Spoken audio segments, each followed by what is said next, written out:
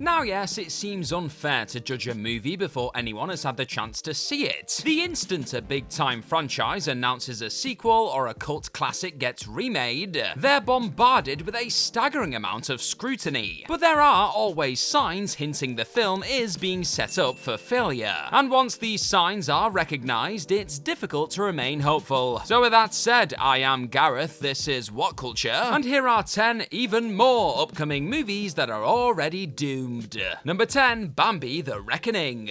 Tom Cruise's dark universe may have been a disaster, but at least Universal Studios had the foresight and decency to pull the plug when the first installment bombed. The same cannot be said about the Twisted Childhood universe. Yes, that is exactly what it's called. The first entry of this slasher comedy saga, Winnie the Pooh, Blood and Honey, was arguably the worst film of 2023. Rather than stopping then and there though, the studio rushed out a follow-up a year later. And although the sequel was an improvement, that's like saying a car crash is better than a train wreck. Due to these films' abominable scripts, acting, and cinematography, expectations for the next installment, Bambi The Reckoning, are rock bottom. Now, the idea of turning one of Disney's most adorable characters into a killing machine definitely has potential if handled with care and finesse. But based on the atrocious repertoire of the director, Dan Allen, who directed the likes of Mummy Reborn and It Came From Below, this adaptation already looks deader than Bambi's mum. Too soon? Not only is The Reckoning almost guaranteed to be a critical failure, but it's also probably going to be a financial one too. Although Blood and Honey made $5 million at the box office, the follow-up barely earned 1/10 of that amount, indicating even the biggest fans of horror parodies have given up on this travesty, and you can't really blame them.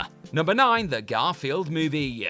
Garfield may have started off as a reasonably entertaining 3-panel comic strip, but the lasagna-loving kiddie was so relatable that he's endured for over 40 years, becoming the most syndicated comic strip ever. Due to the popularity of Jim Davis's creation, it's no surprise Garfield has made the transition to the big screen, even if so far he hasn't had much luck in the movie business. And sadly, the latest Garfield film isn't shaping up to be much better than the previous two. Rather than replicating the dry humor and sharp-tongued put-downs of the source material, the trailer suggests the Garfield movie will rely on wacky gags and more wacky gags. This begs the question, why were the filmmakers keen on adapting Garfield if they weren't gonna make it like Garfield? It's also odd how the bulk of the plot revolves around Garfield's father, which is a plot point that bears no significance in the source material. Even though the project has many funny actors like Chris Pratt, Samuel L. Jackson, and Snoop Doggy Dogg, very few jokes in the trailer land. And if those wisecracks are meant to be the funniest parts of the movie, then this animated feature could be in some real trouble. After all this talk of the lazy ginger cat, I want to know, what is your go-to animated movie on a lazy Sunday? You let me know in the comment section down below.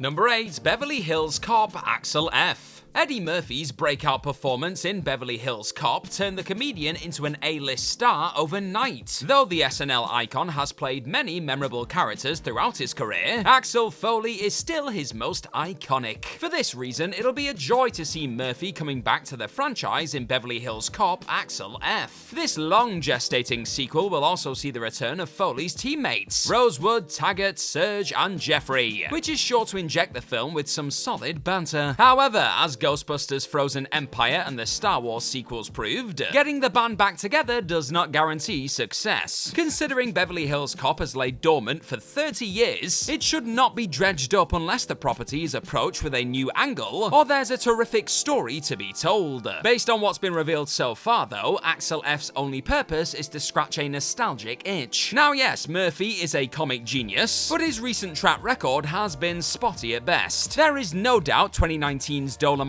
Is My Name is among Murphy's best work, but other recent projects like You People and Candy Cane Lane give enough reason to leave Eddie's biggest fans worried. And as Murphy already proved with the underwhelming Coming to America, it's sometimes better not to revisit a cherished property. Number 7, Fast X Part 2. Even though Fast X was better than the previous entry, it's clear the Fast and the Furious franchise is almost out of steam, or running out of gas, either way. Despite bringing in heaps of cash, Fast X barely barely made a profit against its $340 million budget. For context, that film cost more than Avengers Infinity War, and it had a whole lot less Thanos. As such, the official franchise finale will have a lower budget. Rather than making the final installment a showstopper, it looks like the production will be forced to scale the action back. Considering physics-defying battles and driving in space are some of what the series is known for though, fans of the series are likely going to be ticked off if Fast X Part 2 does not throw in everything including the kitchen sink. However, one aspect that should get everyone geared up for the climactic chapter is the return of Jason Momoa's character Dante Reyes. Sure, Fast X was lackluster at times, but Momoa's zany performance was among the series' biggest highlights. Unfortunately, reports suggest Dante could be repurposed for the Hobbs spin-off though, meaning Dominic Toretto and his family could be facing off against another antagonist in Fast X Part 2. And if that is the case, then this second part of the X ride will also be deprived of the best thing about its predecessor, which in my mind is a bit of a silly move. Number 6, Wicked.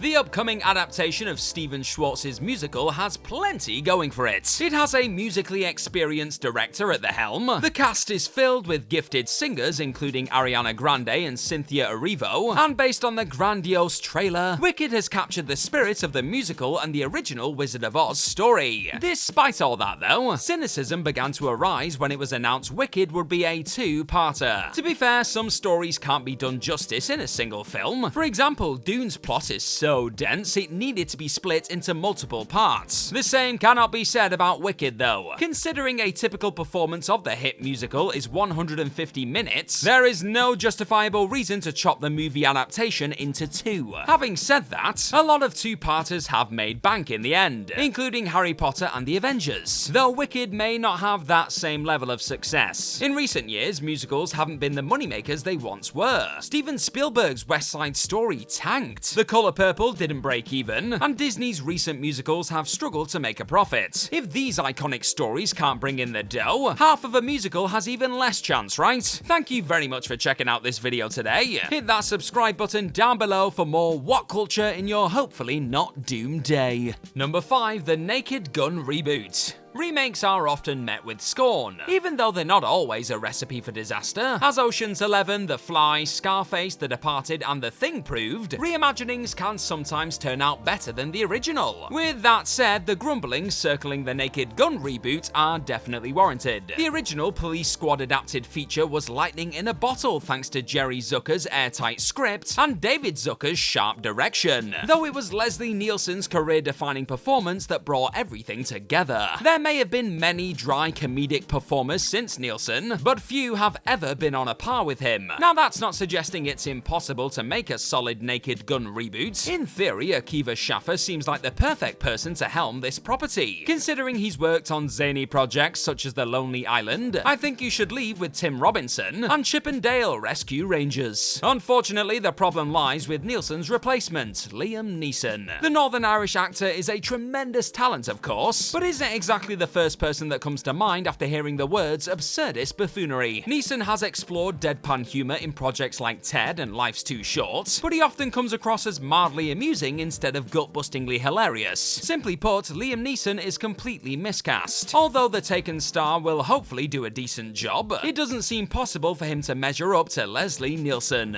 Number 4, Venom: The Last Dance. In 2018, Sony kicked off their non-Spider-Man universe with one of Marvel's most iconic anti-heroes, Venom. Even though the first two movies were shredded by critics, they made an absolute fortune. However, the failure of Morbius and Madam Web is sure to spell disaster for the symbiote saga, with Kraven the Hunter looking like another by-the-numbers schlockfest. Hype for a Venom picture has never been lower. What's worse is Sony doesn't learn from their mistakes, since higher-ups have been more focused on creating an expanded Venom verse than making one decent movie. The fact that Tom Holland's Spidey won't appear in Venom's third outing, despite being heavily teased in the last installment, further highlights the franchise's lack of structure. Although the previous entries fared well, even Venom's biggest fans might not bother showing up this time, since it's obvious this pointless cinematic universe cannot sustain itself. Also, the harsh reality of superhero fatigue is sure to make the upcoming film's ticket sales suffer too, regardless of its quality.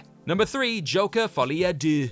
On the surface, Joker Folie à Deux seems like a safe bet, really. After all, Joker earned over $1 billion, making it the first R-rated film to reach that milestone. Due to Joaquin Phoenix's Oscar-winning performance, plenty of people will be gearing up to see the Clown Prince of Crime return. However, there are two major concerns we need to talk about. Firstly, Folie à Deux cost $200 million, which is 3 or 4 times the budget of its predecessor. This means the follow-up must bring in at least $400 million to be deemed profitable. Now, by itself, this issue isn't actually too alarming. After all, even if the sequel doesn't make quite as much this time around, surely it can make its money back, right? Which brings us to the second concern. While speaking to Variety, director Todd Phillips confirmed Folie à Deux will be mostly a jukebox musical, containing at least 15 songs. As has been already mentioned with Wicked, recent movie musicals are not exactly doing all that well at the box office, and the Joker sequel will struggle more since it's an R-rated musical entrenched in superhero lore. Although the first film was surprisingly accessible, incorporating songs and dances in this dark comic book adaptation is sure to turn off a sizable chunk of the demographic. It will definitely be interesting to see if this one puts as many smiles on faces this time around. Number 2, Star Wars New Jedi Order.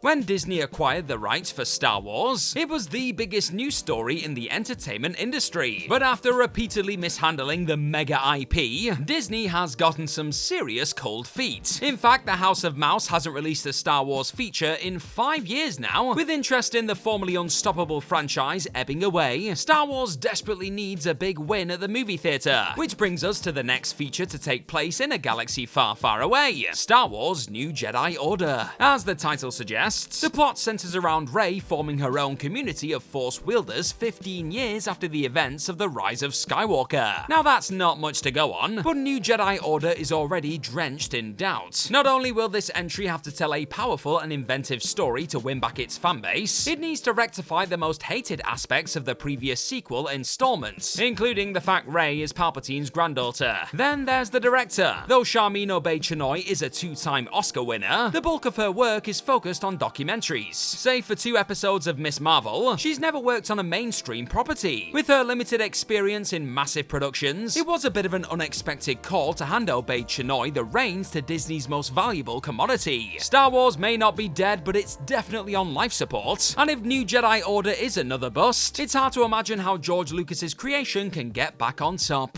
And number 1, The Crow.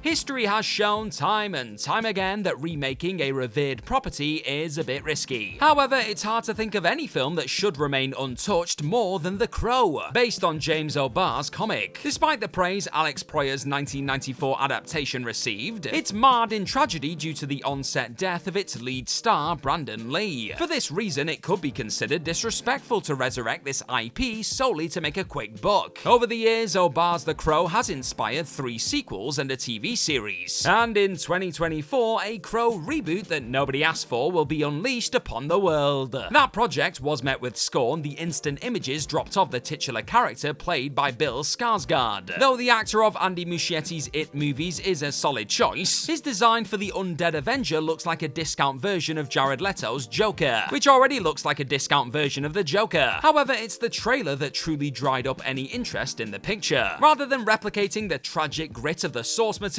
this version is going for a goth John Wick vibe. Though the original felt unique, the latest Crow feels like another angsty superhero flick. And with the recent announcement the Crow has been delayed, the filmmakers are seemingly panicking, and with good reason. This one looks to be doomed already, folks. Fingers crossed though, eh?